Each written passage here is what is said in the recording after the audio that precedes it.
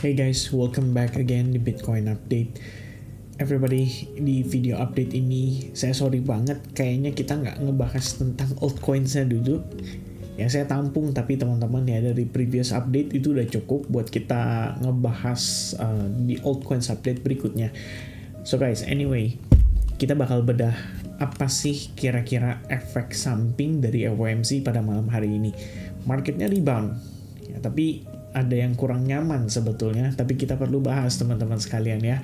So guys, langsung aja nih kita ngomongin tentang summary of economic projection ya. Nah sebelum saya ngomong lebih jauh, kita pengen tunjukin ke teman-teman ya, ini sebenarnya bukan merupakan sebuah prediksi, tapi merupakan sebuah idea yang saya share sama teman-teman di SAG just a moment ya, sekitar sore hari ya, before FOMC. Saya bilang sama teman-teman di SAG bahwa secara keseluruhan, my personal view on FOMC, ada possibility SEP itu atau Summary of Economic Projection bisa mengubah pemangkasan suku bunga tahun ini menjadi 3,6%. Alasannya ada beberapa poin teman-teman. Salah satunya adalah GDP terutama. Jadi saya melihat ya, sebenarnya saya juga berpikir ya, kenapa saya mikir tadi dalam artian ya ini kan kita berbicara surprise-nya gitu ya, dalam artian ini kejutannya gitu. Kalau memang benar 3,9 ke 3,6%, market malam ini bakal lebih impulsif lagi rally-nya karena mereka bakal panic buying. Tapi kenyataannya ternyata tidak demikian gitu ya, itu tidak berubah. One of the reason saya katakan kepada teman-teman adalah karena ekspektasi PCE-nya sebenarnya turunnya udah bagus guys, 2,9 ke 2,6%. Ini udah merupakan kondisi yang relatif baik sekali gitu ya. Saya udah ngejelasin secara mendetail by video juga terkait dengan kondisi FOMC before teman-teman, before FOMC. Saya bilang sama teman-teman kalau kita itu ngelihat, bisa dibilang ya, kalau kita ngelihat dari situasi ya, ini saya ada ngebedah sama teman-teman ya, maksudnya saya bedah sama ya dalam bentuk video ke teman-teman gitu, bahwa September, Oktober, November, Desember itu sampai Januari inflasinya naik, tapi bulan Februari inflasinya turun, itu bagus gitu kan. Kemudian ada lagi juga selain itu yang menjadi salah satu proyeksi utamanya adalah si PCE gitu ya. Tuh kalau kita lihat PCE core itu angkanya juga sama, sebenarnya cenderung naik dari September, Oktober, November, Desember. Tiba-tiba Februari, Januari lebih tepatnya, anjloknya lumayan dalam teman-teman sekalian. Tapi saya ngomong di situ bahwa sebenarnya yang saya concern itu adalah ini, PCE dan core PCE ada kemungkinan dinaikkan karena faktor proyeksi dari Michigan. Jadi yang diubah sama The Fed nih, ya saya antisipasi adalah PCE dan GDP-nya. GDP-nya jika angkanya diturunkan, makanya harusnya ada pertimbangan untuk Fed ubah proyeksi gitu. Kenapa? Karena kalau GDP-nya turun teman-teman, kita tahu nih berarti ekspektasinya adalah perlambatan ekonomi yang mendekati angka ekstrim.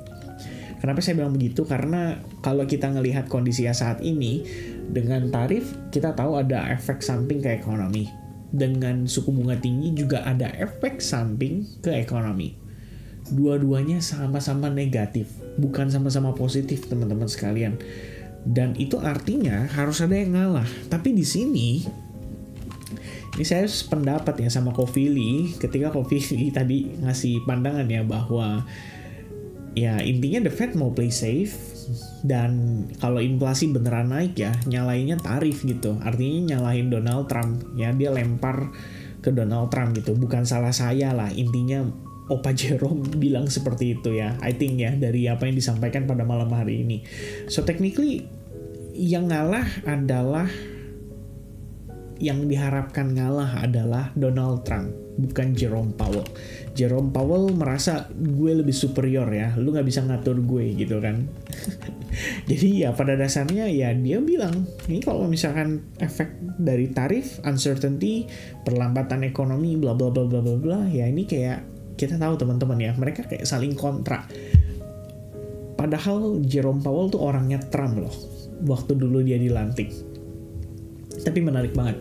Ya anyway, so dari data-data tersebut kita bisa menyimpulkan ya bahwa kondisi saat ini nih apa yang ditunjukkan kepada kita ya lewat summary of economic projection-nya. Nah, saya bantu teman-teman untuk lebih mengerti ya. Jadi pertama teman-teman ya, proyeksi pada bulan Desember itu di angka 2,1. Kemudian diubah GDP-nya ke angka 1,7%. Ini berarti menandakan kalau The Fed mengharapkan atau memproyeksikan adanya perlambatan ekonomi pada 2025 dengan estimasi GDP di akhir tahun itu adalah di 1,7%. Dan ini lebih parah daripada proyeksi dia di bulan Desember 2024. Oke, itu pertama teman-teman. Kedua, dia juga mengantisipasi kemungkinan adanya peningkatan angka pengangguran menjadi 4,4%. Inflasinya diekspektasinya naik. Artinya mereka benar-benar mempertimbangkan bahwa efek dari tarif itu akan sangat berdampak terhadap inflasi. Walaupun kita ngelihat angkanya nggak terlalu jauh ya, nggak beda jauh teman-teman. Tapi dengan demikian mereka bisa memberikan sebuah alasannya atau menjustifikasi bahwa artinya kita nggak perlu ngubah gitu. Ya, tapi teman-teman di sini ada tulisan nih memo ya, projected appropriate policy path.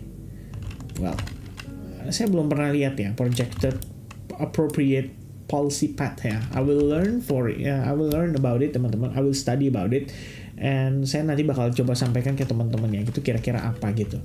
Nah, pada akhirnya dari keseluruhan yang kita dapatkan ya secara dot plot pun para anggota FOMC meyakini kalau The Fed tahun ini harus tahan di angka 3,9%. Artinya di kisaran 375 sampai 4% ya. Ini untuk proyeksi target rate daripada Federal Reserve di tahun 2025. Maka artinya kalau kita lihat ya, ini seandainya kita balikin ke data yang lampau teman-teman sekalian ya.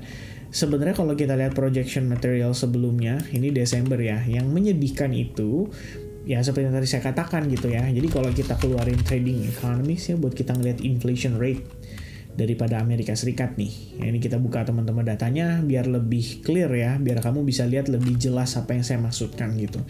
Jadi sebenarnya kalau kita ngelihat dari summary yang ada ya, waktu Desember itu kan sebenarnya angkanya diganti nih. Dari 3,4% tiba-tiba naik jadi 3,9%. Itu yang bikin market panik gitu kan. Makanya kalau kita lihat puncaknya itu adalah di Desember gitu loh. Ya, Desember di sini ini puncaknya nih. Momen-momen The Federal Reserve ganti itu di sini nih tuh. Satu bar candle bearish gitu ya. Kemudian naik gara-gara euforia Donald Trump, tapi kemudian nggak nolong gitu loh. Akhirnya market koreksi juga dan lebih concern terhadap efek tarif. Nah, sebenarnya gini. Ya, ini saya jelasin ulang jadinya ya, tapi nggak masalah ya teman-teman ya. Intinya September, Oktober, November, Desember, inflasinya tuh naik. Tapi semenjak Januari, itu inflasinya turun. Nah, sebenarnya dari kondisi yang ini dulu nih ya, yang ini dulu nih teman-teman, ini yang bikin The Federal Reserve berpikir, kita kayaknya harus pertahanin rate nih. Kita harus ngubah proyeksi kita nih, karena kita meyakini kelihatannya inflasi belum benar-benar sesuai dengan target kita. Makanya dia ubah proyeksinya jadi 2,5% dan 2,5% pada 2025. Tapi setelah meeting atau pertemuan hari ini, kabar buruknya adalah The Fed kembali menambahkan inflasi ekspektasinya jadi lebih tinggi lagi, yaitu di angka 2,7 dan 2,8%, di atas 2,5%. Maka dari situ sebenarnya dia punya sebuah senjata ya kalau kita bilang bahwa menurut kita gak perlu terburu-buru memangkas suku bunga ya. Jadi intinya dia coba untuk pertahankan, dan pada akhirnya kondisi tersebut sebetulnya bisa dianggap sebagai kondisi yang negatif. But teman-teman sekalian, market pinter ya, mereka sudah pricing in gitu loh. Dari beberapa waktu tuh sebenarnya dia udah pricing in, terutama dari semenjak kapan ya, waktu The Fed ya, Jerome Powell itu berbicara teman-teman. Jadi kamu bisa lihat dia punya speeches ya. Wait, let me check ya. Ini harusnya saya lihat di press release. We go. I think I need to check the first one yang dari si Jerome Powell. Mana ya? Kayaknya bukan di sini deh. Ya, testimony speeches. Ya benar, harusnya speeches ya. Nah ini dia teman-teman sekalian nih, ini yang Jerome Powell ngomong nih di Economic Outlook pada tanggal 7 Maret ya. Dia udah ngomong tuh, economic growth-nya kayak gimana, ekspektasinya gimana, kemudian labor market seperti apa, PCE seperti apa, monetary policy-nya kayak gimana, conclusion-nya apa. Ya dia udah ngomong bahwa sebetulnya gak perlu terburu-buru memangkas suku bunga ya. Pada intinya itu lagi yang diomongin teman-teman sekalian. Jadi yang hari ini kita dapatkan itu bukan suatu kejutan ya. Kalau kita bilang dari tanggal 7 Maret tuh market sudah tahu positioningnya seperti apa. Jadi per 7 Maret kalau kamu cek ini ya, di moment after that yang mengalami another drop ya pada si S&P 500 sampai akhirnya dia break dari one of the support level tuh di situ. Ya kira-kira begitu teman-teman sekalian ya. Nah, tapi ada kabar gembira ya. Sedikit kabar yang cukup menggembirakan saya rasa teman-teman sekalian. Karena terlepas dari kondisi Federal Reserve hari ini ya, dia memutuskan untuk pertahankan suku bunga. Memutuskan untuk tidak mengubah proyeksi angka suku bunganya. Ada kabar baik teman-teman, yaitu dari QT-nya. Kita udah pernah ngobrol sama teman-teman juga terkait dengan QT bahwa sebetulnya pada bulan Juni ya itu ada ekspektasi loh kalau mereka akan berhenti melakukan QT. Ya ini requestnya datang dari TBAC ya, Treasury apa ya saya lupa ya. Ini intinya sebuah komite yang meminta ya atau yang memberikan suggestion atau advice bahwa idealnya QT itu berakhir di kisaran Juni atau Juli 2025.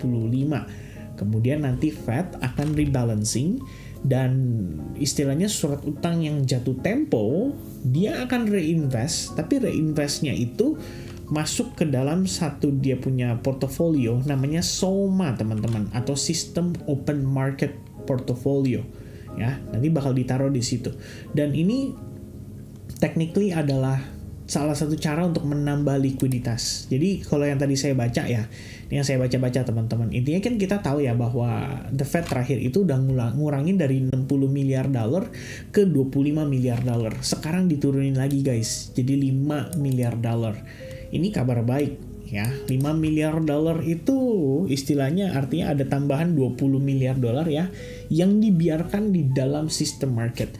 Efeknya adalah ke balance sheet-nya. Jadi nanti tadi dia bilang per kapan ya? 1 April kalau saya nggak salah nih ya teman-teman. In addition, the administration is threatening another round of even more aggressive duties following a review that is scheduled for release April 2nd. Dan setahu saya tadi ngomongin soal QT ini akan start dijalanin per bulan April. So that's the good news teman-teman sekalian. Dan I think that's the reason market ya bisa dibilang react positively gitu ya. S&P 500 kayak menjelang closing tuh dia ngebounce gitu ya. Begitupun dengan Bitcoin gitu. I think both react itu positif dari ya ini istilah quantitative tightening. Jadi dengan The Fed mau mengurangi program QT-nya, ekspektasinya adalah market itu bisa merespons sedikit lebih netral. Ya kita nggak bilang benar-benar kayak bullish banget, but not bearish banget juga gitu. Apalagi kita tahu ya market udah tahu, jadi sudah priced in dan mereka udah nggak terlalu khawatir. Sehingga malah yang menjadi surprise itu adalah statement ini gitu loh, scaling back quantitative tightening. That's gonna be the good ya. I think the good apa ya kalau kita bilang ya, the good catalyst ya untuk ngedorong market itu setidaknya untuk sedikit mengalami recovery. Itulah pertimbangan saya teman-teman kira-kira dengan kondisinya saat ini. Dan so that's what we have ya dari Jerome Powell FOMC pada malam hari ini. Yang pasti suku bunga ditahan, kita udah tahu, dan tambahan kabar baiknya adalah dari statement tadi. Yaitu I think ya it's gonna be a very very good indication lah buat ngedorong market. Minimal ada relief bounce tapi tidak mengubah fakta ya dalam beberapa minggu atau bulan. Kalau market udah kembali panik apalagi efek tarif, ya udah kita udah tahu teman-teman, berarti market kemungkinan besarnya naiknya hanya mengalami kenaikan terbatas saja ya. Saya harus ngomong realistis sama teman-teman, saya trying to be objective ya. Saya tidak menjual janji manis dan mengatakan bahwa kita pasti kaya di 2025 gitu. Enggak ya teman-teman sekalian. Namun secara keseluruhan yang saya pikirkan teman-teman, kalau the Fed udah nggak bisa nolong gitu kan, ya the only way for market ya bisa untuk recovery adalah dengan dukungan dari Donald Trump. Dan kabar baiknya katanya ya Trump will be speak on digital summit apa gitu ya, saya lupa ya, tapi ini ya will be spent on a digital summit. Wait a minute, what's the latest news ya? Tadi saya dapat kabarnya dari si biasa ya, kalau kita lihat kayak gini-gini tuh Watcher Guru, Cointelegraph ya, mereka yang paling cepat gitu kan, yang paling update ya, atau blockchain juga termasuk yang cepat. Saya cek ya, ini dia ini Watcher Guru ya. Presiden Trump to speak at the Digital Asset Summit tomorrow. Digital Asset Summit ya, Digital Asset Summit will be speak harusnya ya. Kenapa spend ya? Speak on Digital Asset Summit. Ini dia ya, Bitcoin Magazine. Jadi ya saya nggak tahu tuh ya, ini bisa jadi naratif nggak ya? Hopefully bisa, but I don't know guys ya. Kalau dia udah cuma jual janji-janji doang sih, udah nggak bakal ngefek-ngefek banget ya. Market udah pada ngerti gitu, udah pada pinter. Oke, anyway ya.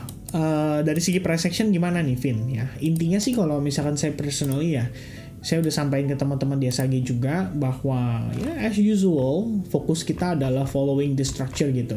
Dari kemarin juga saya udah anticipate ya, ada possibility kita bisa bounce dari area sekitaran 0,79% Fibonacci, so kita rebound, confirming membentuk yang namanya Morningstar juga, which means ini memvalidasi potensi higher low-nya. Kemudian another one yang kita dapatkan adalah per tadi pagi market react positively, and then menjelang FOMC marketnya juga masih react positively. Ini technically di previous update saya ada bahas ya sama teman-teman juga, dan seperti yang saya jelaskan always all the time teman-teman, price action di Bitcoin still doing well, short term and nice bounce actually will be great, still expecting a retest on 92,500. Jadi selama structure-nya masih bullish ya kita follow structure-nya, sesimpel itu gitu ya. So I think we have a nice run ya untuk Bitcoin saat ini, walaupun belum valid banget nih breakout teman-teman sekalian. Tapi kalau misalkan daily-nya dia bisa claim area ini bakal bagus gitu ya, bakal relatively good lah kalau saya bilang teman-teman dengan kondisi seperti ini. Jadi kabar baiknya itu ya, minimal kalau misalkan kita bisa claim level itu, kita ngebuka potential range itu up to 92.500. Kenapa 92.500 Vin? Karena ini merupakan support resistance dari previous movement ya, tapi tidak mengubah fakta bahwa naiknya ini bisa saja hanya bersifat untuk menciptakan lower high dari range yang ada pada pergerakan Bitcoin sebelumnya. Kira-kira begitu ya. So we do need to anticipate ya possibility itu teman-teman sekalian ya. But for now ya kita celebrate dulu lah. Minimal apa ya? Minimal sudah ada higher high gitu kan. Kalau udah ada higher high, in case nih mungkin besok atau ya hari inilah ya, market start konsolidasi itu lebih bagus gitu. I mean ini dia nutup CME gap loh ya. Kita harus waspada nih karena CME gap ditutup jangan-jangan langsung disambut dengan rejection, kan sedih juga gitu ya. So harapan saya sih either dia consolidate di sini atau yang ngisi deh fair value gapnya gitu kan. Ini kan kalau di 2 jam kan udah ada gap nih kebentuk lagi gitu. Ya minimal dia pasti retrace dulu lah atau nyari koreksi dulu. Nyari koreksinya kemana ya, ntar kita bisa look for di lower time frame. Probably dia bisa ngejar ke order block di range ini, atau mungkin bahkan bisa lebih rendah lagi, jadi dia kayak ngambil di bawah baru dia bisa mantul lagi. Itu pertimbangannya teman-teman ya, saya ngelihatnya kayak gitu. Jadi sementara structure yang masih bullish ya udah kita follow aja ya, structure di internalnya nunjukin kayak gitu ya kita follow gitu ya. Itu pandangan dari saya pribadi. So right now, this is the low point yang kita boleh perhatikan ya. Ini merupakan area titik di mana once Bitcoin break dari level itu artinya Bitcoin ready to move forward ke range yang lebih rendah. Ya, hopefully nggak dalam waktu dekat. Amin deh teman-teman. Oke, sementara itu ya updatean dari saya ya terkait dengan efek atau hasil daripada FOMC. Semoga teman-teman yang nonton bisa dapat insight dan bisa lebih mengerti ya terkait dengan kondisi makronya. Objektif statement dari saya teman-teman bahwa the Fed tidak mengubah statement mereka, tidak mengubah SEP mereka, bisa membuat market mengalami yang namanya kondisi stagflasi. Tentu saja ini bisa kewalahan teman-teman. Artinya apa? Fed nekan ekonomi, pertumbuhan ekonomi, tapi di saat yang sama inflasinya tetap naik. Itu namanya stagflasi. Naiknya gara-gara apa? Bukan karena ada Fed, naiknya gara-gara tarif. Nah ini lebih parah sebetulnya daripada resesi. So I don't know guys ya, can we see that happen ya, dan menjadi katalis atau efek black swan untuk market secara keseluruhan. Yang pasti kalau dari saya, ya reminder dari saya adalah perhatikan resikonya masing-masing teman-teman sekalian ya. Kalau misalkan teman-teman udah tahu kondisinya kayak gini, mungkin bisa dibilang kurang ideal gitu, saya nggak akan ngasih hopium dalam arti, ayo guys ya, pasti bisa ya, market minggu depan naik lagi nih. Nggak gitu juga teman-teman ya. Kita harus realistis, artinya harus accepting dan harus considering untuk melakukan rebalancing atas portofolio. So itu statement dari saya. Oke, so everybody, hopefully ya market somehow bisa dapetin booster ya, hopefully, karena kita nggak ada yang tahu ya, market crypto itu special and scam ya at the same time. Okay, so I think that's gonna be the update ya. God bless to everyone, and I'll see you guys again in the next update guys. Cheers, bye bye.